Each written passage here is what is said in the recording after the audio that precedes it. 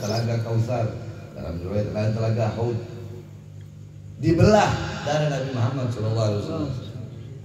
Dibelah darah Nabi Muhammad SAW, dikeluarkan hatinya, dibersihkan dari kotoran-kotoran. Itu bahasa ini banyak dipakai Ustaz ya penceramah sekarang ketika menjelaskan sesuatu. Kalau ada Ustaz Kiai Habib ngomong seperti tadi tuh ketika menjelaskan pembelahan dada Nabi, itu Ustaz Kiai Habib bodoh, goblok, tolol, nggak punya akhlak, nggak punya adab kepada baginda Nabi besar. Kita tahu pembelahan dari Nabi Muhammad, pembelahan dada Nabi Muhammad SAW ketika Isra Mi'raj itu pembelahan yang ketiga, bukan yang kedua atau bukan yang pertama. Pembelahan pertama ketika beliau masih kecil, pembelahan kedua ketika diangkat menjadi Rasul, pembelahan ketiga ketika Isra Mi'raj. Nah, kalau orang awam dengar dibersihkan dari kotoran, mereka akan berpikir berarti hatinya Nabi Muhammad dibersihkan, berarti sebelumnya kotor, disucikan, berarti sebelumnya nggak suci. Orang awam akan berpikir pasti seperti itu. Makanya para pendakwah, para mutakallimin, awas kalau berbicara tentang Nabi Muhammad, hati-hati. Jangan sembarangan ngomong. Pakai ilmu, pakai kitab. Datang Jibril turun, dibelah dari Nabi Muhammad SAW. Apa yang dikeluarkan? Yang dikeluarkan bukan kotoran. Yang dikeluarkan adalah rahmat Nabi Muhammad untuk iblis. Maksudnya apa? Wa ma arsalnaka illa rahmatan lil alamin. Tidak aku utus engkau wahai Muhammad kecuali engkau rahmat bagi seluruh alam semesta. Rahmat bagi seluruh alam semesta, makhluk termasuk dalam alam semesta. Iblis termasuk dalam makhluk. Dalam hati Nabi ada rahmat untuk iblis. Nah, yang Jibril keluarkan itu rahmat Nabi untuk iblis. Agar apa? Agar tidak ada celah bagi iblis untuk bisa menggoda baginda Nabi besar Muhammad. Paham? Tidak ada kotoran. Jangankan ngomong hati Nabi, ya Allah. Jauh, gak usah ngomong hati Nabi. Kejauhan itu ngomongin hatinya makhluk yang paling mulia itu. Jangan ngomong tentang hati Nabi, kejauhan.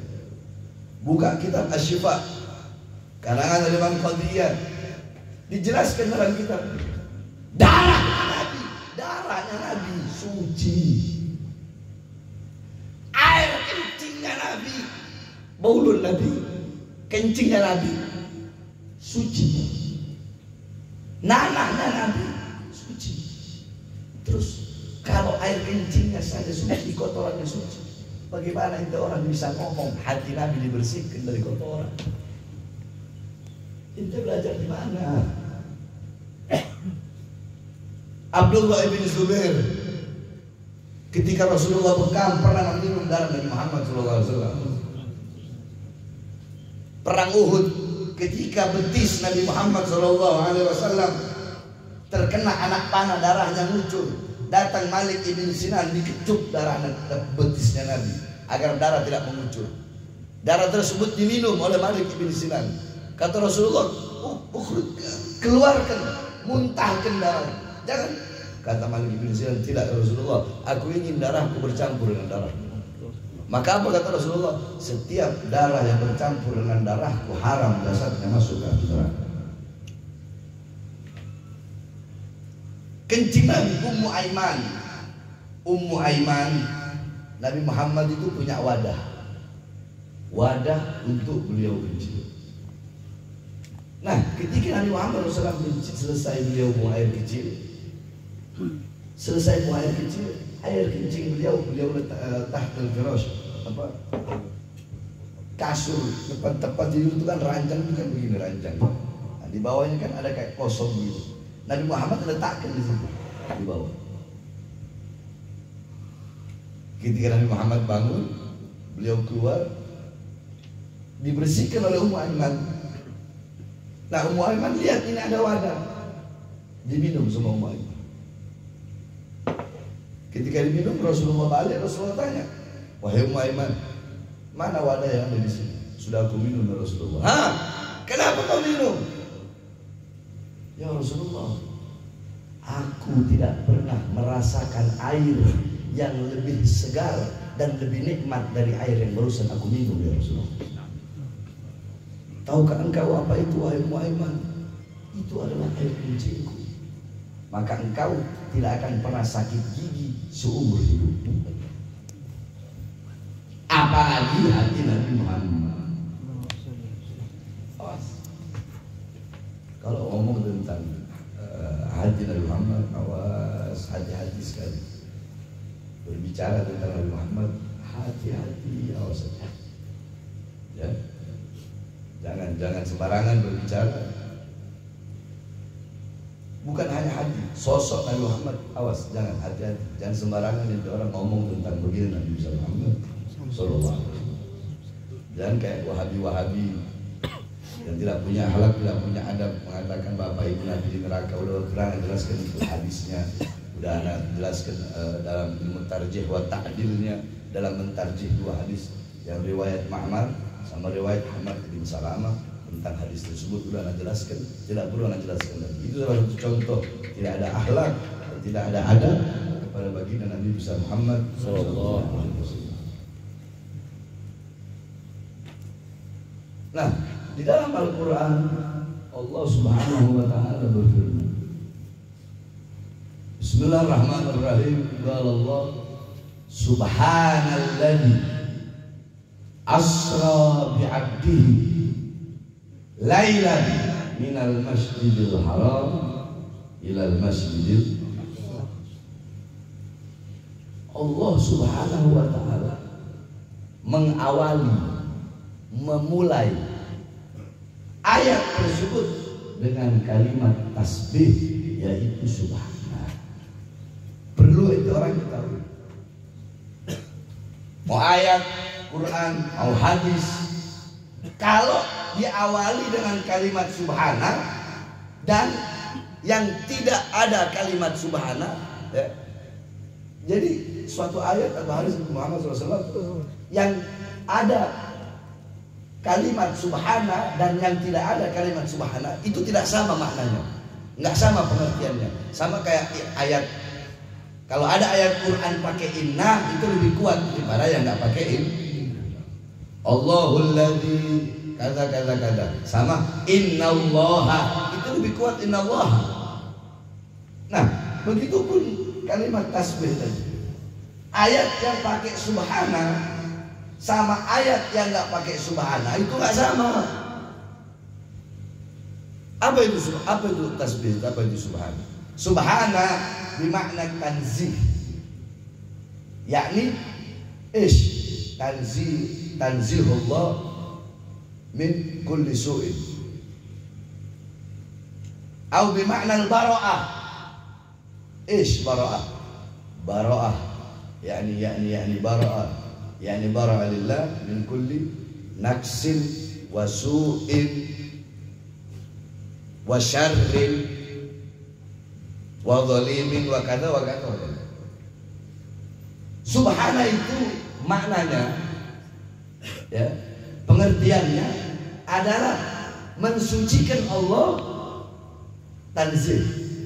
Terus bara'ah, melepaskan Allah dari segala sifat-sifat buruk, dari segala macam kekurangan dan apapun yang berbau-bau buruk atau kurang atau apapun itu subhanallah.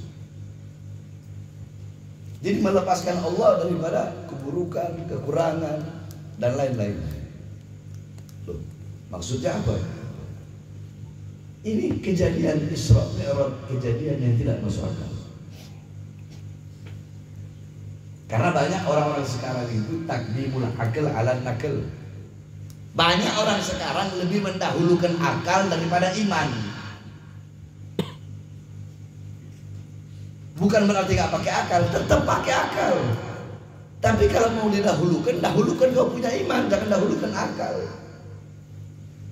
Ketika itu orang-orang kafir Quraisy yang ada di Makkah, mereka tidak percaya dengan Isra Mi'raj Nabi. Bagaimana mungkin Muhammad itu sudah gila? Bahasa mereka. Itu perjalanan dilalui berbulan-bulan.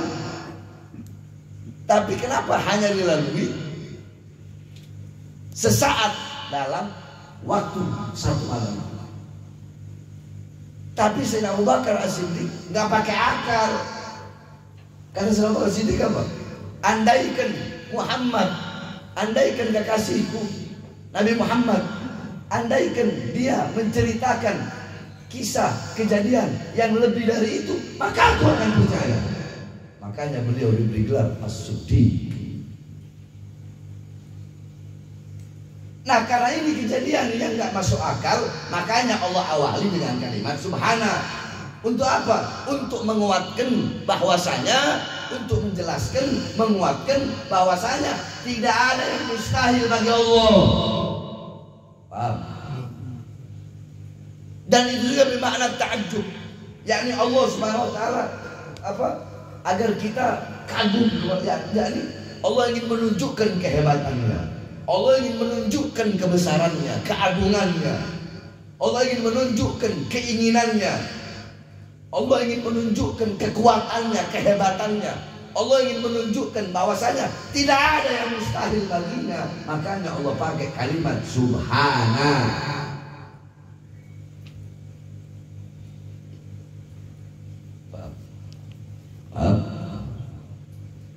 Subhanalladzi asra. Coba ayo anak-anak tasrifin asra.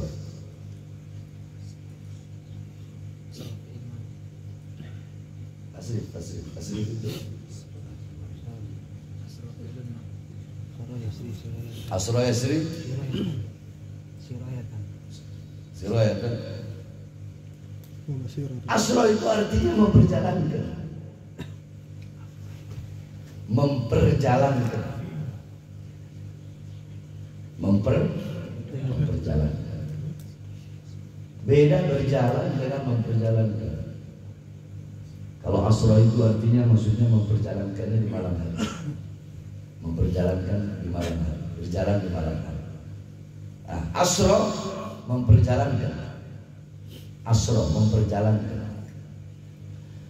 Kalau memperjalankan berarti ada yang memperjalankan, ada yang diperjalankan. Ya kan begitu? Ada yang memperjalankan, ada yang diperjalankan. Nah, mungkin ada yang memperjalankan terus yang diperjalankan nggak ada. Di situ Allah Subhanahu wa taala memakai kata asra, memperjalankan. Maksudnya apa? Maksudnya Nabi Muhammad itu tidak berjalan sendiri. Berarti maksudnya apa? Maksudnya Isra Mi'raj bukan keinginan Nabi, bukan kemauan Nabi, tapi kemauan yang memperjalankannya. Siapa yang memperjalankan? Allah. Ini satu kemuliaan Nabi Muhammad yang tidak dimiliki oleh Nabi dan Rasul, bahkan siapapun tidak memiliki. Bayangkan Allah SWT yang berkeinginan untuk memperjalankan Nabi Muhammad SAW. Kenapa? Karena Allah tahu keadaan hati kekasihnya, yang dimana tahun itu dinamakan Amul Hazn, karena pada tahun itu tahun kesedihan. Kenapa tahun kesedihan? Karena dalam satu tahun yang sama, di satu tahun yang sama, dua sosok yang beliau cintai wafat di tahun yang sama. Siapa? Istri beliau Sayyidatuna Khadijatul Kubra dan paman beliau Abu Thalib. Wafatnya kedua sosok ini dalam satu tahun yang sama wafat. Makanya dinamakan tahun kesedihan. Sebab Rasulullah sangat bersedih. Allah tahu keadaan hati hambanya. Maka Allah ingin menggembirakan, menyenangkan Nabi Muhammad dengan apa? Dengan perjalanan Isra wal Mi'raj. Makanya Allah yang memperjalankan Asra. Asra bi abdi. Maha suci Allah Subhanahu wa taala yang memperjalankan hambanya. Kenapa di situ pakai abd? Kenapa di situ pakai hamba? Hamba itu adalah hamba yang utuh. Hamba yang utuh. Karena yang disebutkan di situ adalah Nabi Muhammad SAW. Hamba Allah kan banyak. Malaikat hamba Allah. Jin Islam hamba Allah. Nah, al-abd hamba di situ Nabi Muhammad. Nabi Muhammad berarti hamba, berarti di situ hamba yang utuh. Maknanya apa? Bimakna yakni al-abd bil jasad waruh. Sebab ada hadis riwayat Sayyidatuna Aisyah radhiyallahu anha yang mengatakan Rasulullah Isra Mi'raj fil manam. Rasulullah itu Isra Mi'raj cuma ruhnya saja dalam tidur istilahnya. Jadi jasadnya tetap ada, kata Sayyidatuna Aisyah. Ada lagi yang mengatakan bukan seperti itu. Rasulullah Isra Mi'raj dengan jasad dan juga ruh. Sebab kenapa? Kalau ruh saja tanpa jasad itu namanya ruh. Kalau jasad tanpa ruh itu namanya mayat. Paham? Ruh tanpa jasad namanya ruh. Jasad tanpa ruh namanya mayat. Kalau ada jasad sama ada ruhnya juga, nah itulah yang saya maksud hamba yang utuh. Jasadnya ada, ruhnya ada. Kalau manusia berarti ro'a yarhabi alatil ain, sami'a au yasma'u bi alatil udhun, yatakallam bi alatil lisan, yamshi bi alatil rijlain, syaqa bi alatil qalb. Hamba yang utuh itu dia melihat pakai alat mata, mendengar pakai alat telinga, berjalan pakai alat kaki, merasa pakai alat hati. Itu maksudnya hamba yang utuh. Sebab kalau Nabi Muhammad cuma ruhnya saja, ayatnya akan berbunyi Subhanalladzi asra bi ruhihi. Kalau Nabi Muhammad Isra jasad doang, ruhnya enggak, Subhanalladzi asra bi mayyitihi. Di situ abad, hamba yang utuh. Jasadnya, ruhnya, yakdotan, dalam keadaan sadar, dalam keadaan terjaga, berjumpa langsung. Ro'a Azizul Wahhab bila hijab. Berjumpa langsung dengan Allah tanpa ada setitik pun penghalang. Makanya ketika di Sidratul Muntaha dalam kitab dijelaskan, Rasulullah mengatakan, ya Jibril, wahai Jibril, ayo ikut denganku berjumpa dengan Allah. Apa kata Jibril? Tugasku hanya sampai di sini ya Muhammad. Aku tidak bisa meneruskan perjalanan. Aku akan hancur binasa ketika aku melihat zat Allah Subhanahu wa ta'ala. Qala Rasul la yatruk khalila ya Jibril. Kekasih tidak akan mungkin meninggalkan kekasihnya wahai Jibril. Bukankah engkau diciptakan dari cahaya? Ayo kita berjumpa Allah. Apa kata Jibril? Ya, aku diciptakan dari cahaya, tapi aku bukan bagian dari cahaya Allah. Sedangkan engkau, Allah ciptakan dari cahaya, dan engkau adalah bagian dari cahaya Allah Subhanahu wa ta'ala. Jadi tidak ada sesuatu apapun yang bisa langsung sampai berjumpa dengan Allah kecuali bagian dari Allah itu sendiri, bagian dari cahaya Allah itu sendiri. Sama seperti matahari. Bumi kalau mau nyampe ke matahari hancur bumi. Planet-planet manapun tidak ada yang bisa sampai ke matahari kecuali cahaya matahari itu sendiri. Ketika dia terbit dia keluarkan cahaya. Ketika terbenam, cahaya yang ia keluarkan hanya cahaya itulah yang bisa kembali kepada sang matahari. Itu tamsil yang perumpamaan. Kalau itu masih mau pakai akal lagi. Tidak ada yang bisa sampai ketemu langsung sama Allah, berjumpa langsung dengan Allah, kecuali bagian dari cahaya Allah itu sendiri. Siapa? Nabi Muhammad. Apa dalilnya? An Jabir bin Abdillah, kita kan baca maulid Simtut Duror di situ kan. An Jabir bin Abdillah Al-Ansari radhiyallahu anhu qala qultu ya Rasulullah bi abi wa ummi akhbirni an awwali syai'in khalaqallahu qabla al-ashya'.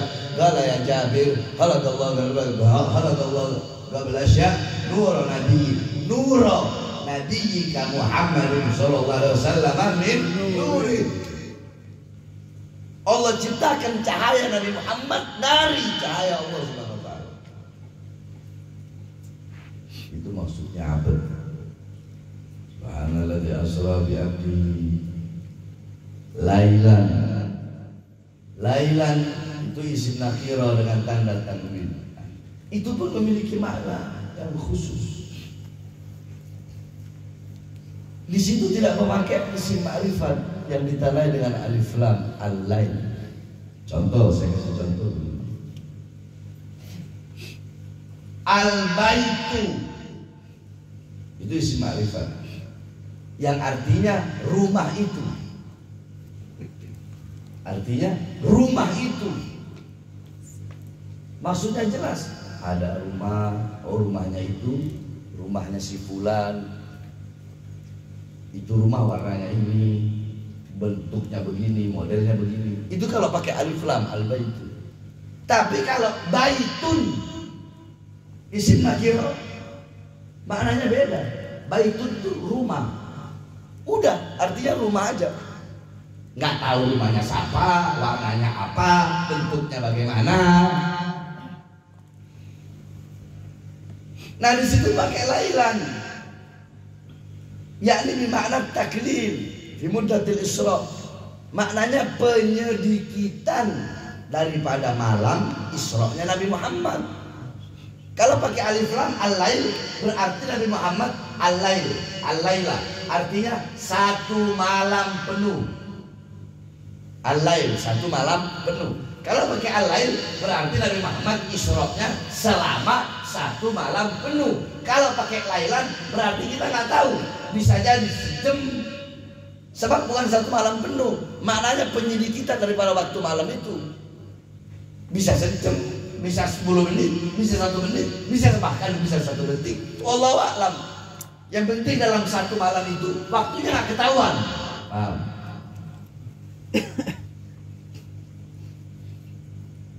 Minal Masjidil Haram, dari Masjidil Haram. Mau jelasin lagi Masjidil Haram. Masjidil Haram